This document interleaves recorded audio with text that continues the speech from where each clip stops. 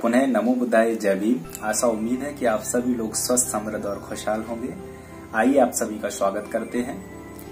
इस वीडियो को आप सभी लोग अंत तक जरूर देखिएगा, क्योंकि ये वीडियो खास बनाया है। आप सभी को भली भांति मालूम है कि 7 मई बुद्ध पूर्णिमा का दिन आने वाला है। हम सभी लोग बुद्ध पूर्णिमा को कैसे मनाएं, उससे संबंधित कुछ पहलू हैं, कुछ विशेष बातें हैं जिनको आप सभी को जानना बहुत जरूरी है। और इस बार हमको एक और पुनः इतिहास रचना है।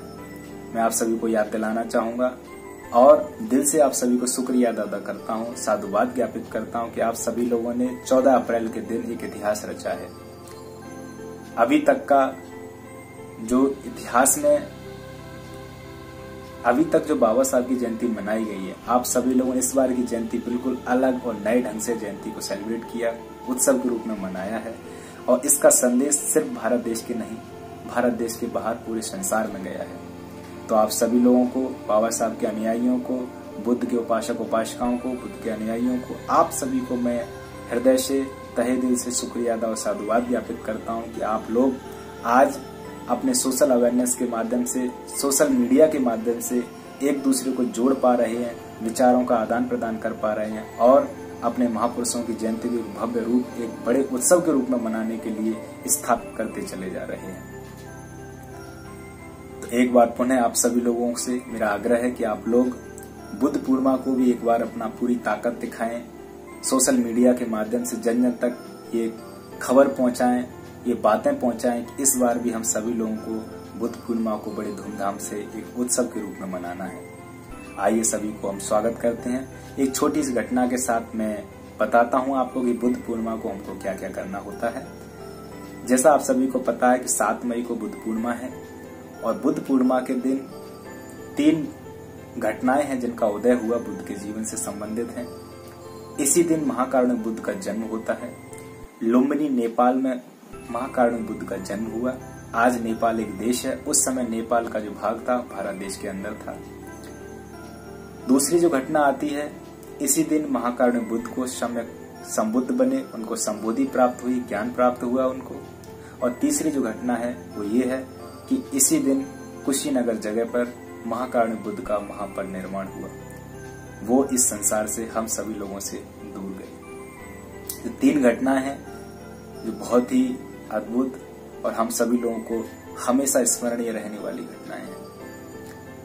तो आइए एक और छोटी सी बात से मैं आपको जोड़ता हूं। आप सभी को पता है महाकारुणिक बुद्ध का धम्म क्या कहता है।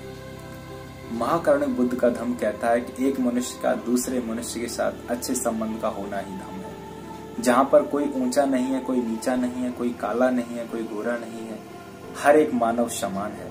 इसीलिए महाकारुणिक बुद्ध के अनुयायी नारा लगाते हैं कि बुद्ध धम्म की क्या पहचान, मानव मानव एक समान। जहां पर मानव मानव एक समान की बात की जाती है, जहां पर कोई असमानता नहीं है, कोई भेदभाव नहीं है, ये है श्रेष्ठ, सर्वश्रेष्ठ धम्म, महाकारुणिक बुद्ध का धम्म, महाकारुणिक बुद्ध का मार्ग। महाकारुणिक बुद्ध के मार्ग में एक और अद्भुत बात है कि महाकारुणिक कहते हैं कि हमको दया, करुणा, मैत्री का अभ्यास करना चाहिए। हमारे अंदर दया होनी चाहिए, करुणा होनी चाहिए और मैत्री होनी चाहिए।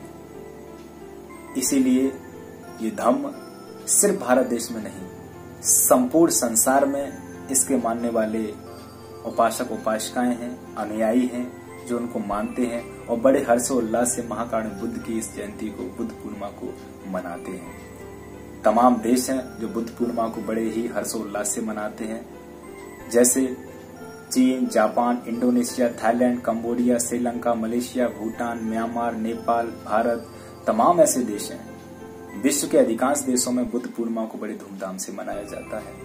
तो आइए हम सभी लोग भी इस बार तैयार हो जाएं।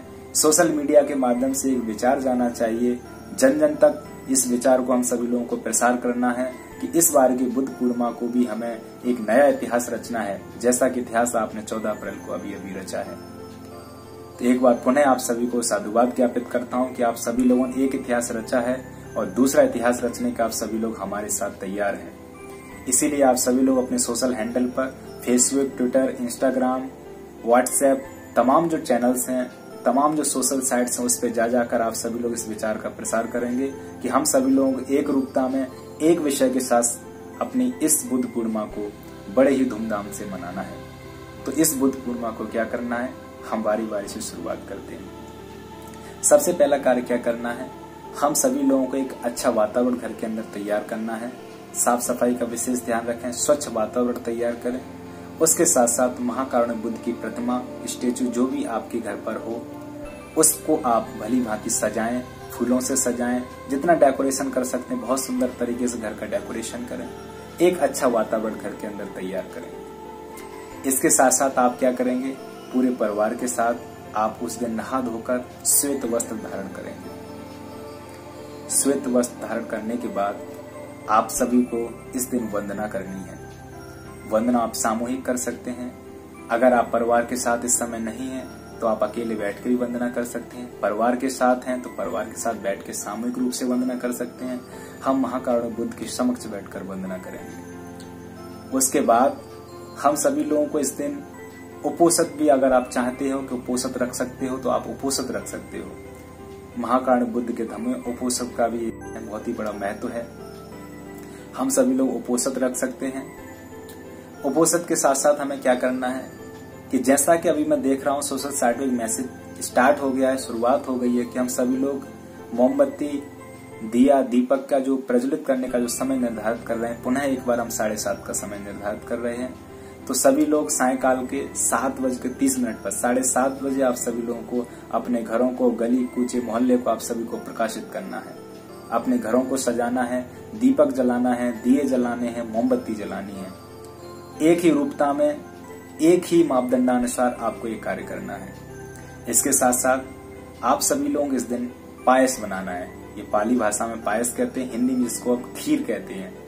तो खीर आपको अगर आसानी से दूध की उपलब्धता हो तो आप घर पर खीर बना सकते हैं। और जहां आप वंदना करेंगे वहीं पे आप आराम से बैठकर जितने लोग आएंगे, अगर आप शाम को वंदना करते हैं तो खीर तैयार रखें।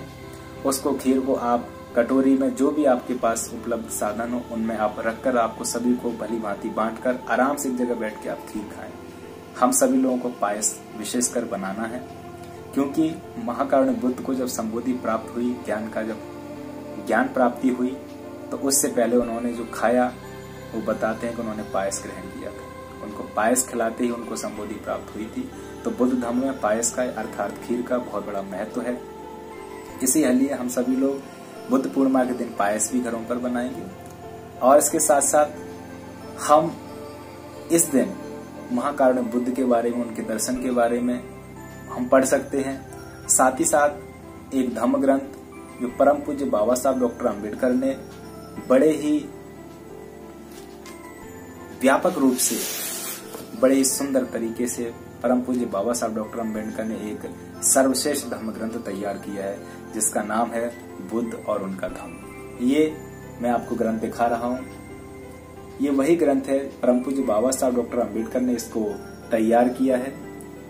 हम नहीं पढ़ सकते हैं। महाकारुण्य बुद्ध का जो धम्म है, उसका जो ज्ञान है अपार है, बहुत बड़ा ज्ञान है। लेकिन बाबा साहब ने उसमें से मोती चुन चुनकर इस धम्म ग्रंथ में उन्होंने पिरोया है।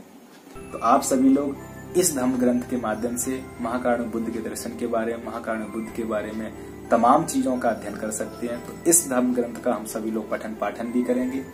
तो आराम से जो व्यक्ति अच्छे से पढ़ सके, आपको समझा सके, तो इस धम्म ग्रंथ का आपको पठन पाठन भी करना है। इसके साथ साथ आपको सभी को महाकारुण्य बुद्ध के शिक्षा सिद्धांतों को मानते हुए, शील पालन करते हुए सदाचरण के मार्ग पर आगे बढ़ना है और दया, करुणा, मैत्री के साथ संसार में एक अपनी खुशबू को बिखेरना है और बताना है कि महाकारुण्य बुद्ध के अनुयायी कितने श्रेष्ठ हैं। और उनकी श्रेष्ठता का परिचय उनके रहन सहन से, उनके पहनावा से, उनके बोलचाल से, उनके एक दूसरे के साथ व्यवहार करने से झलकना चाहिए। इसीलिए हम सभी लोगों को सदाचरण, आचरण पे भी ध्यान देना है और हमें एक सभ्य संस्कार और सभ्य समाज का निर्माण करना है।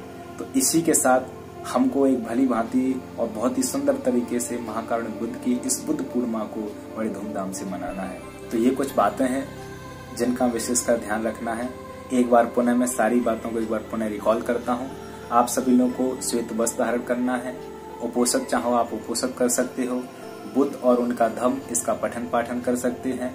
आप पायस बनाएंगे शाम को 7:30 बजे। इस बात को विशेष ध्यान रखेंगे, शाम को 7:30 बजे आप सभी लोग घरों में मोमबत्ती, दिया, दीपक जो आपको सुलभ हो, आपके पास उपलब्ध हो, उसको आपको जलाकर अपने गली कूचे मोहल्ले को, अपने घर को आप प्रकाशित करेंगे, क्योंकि प्रकाश ही ज्ञान है और ज्ञान ही प्रकाश है। तो आप सभी लोग इस बार बुद्ध पूर्णिमा को बड़ी धूमधाम से मनाएंगे। इसी और आशा उम्मीद के साथ मैं आप सभी लोगों से विदा लेता हूँ। आप सभी लोग इस वीडियो को देखा, आप सभी लोग इस वीडियो को लाइक करें, शेयर करें, ज्यादा से ज्यादा लोगों तक इस विचार को पहुंचाएं और इस बार की बुद्ध पूर्णिमा पे एक इतिहास रचने की तैयारी में आप सभी लोग जुट जाएं।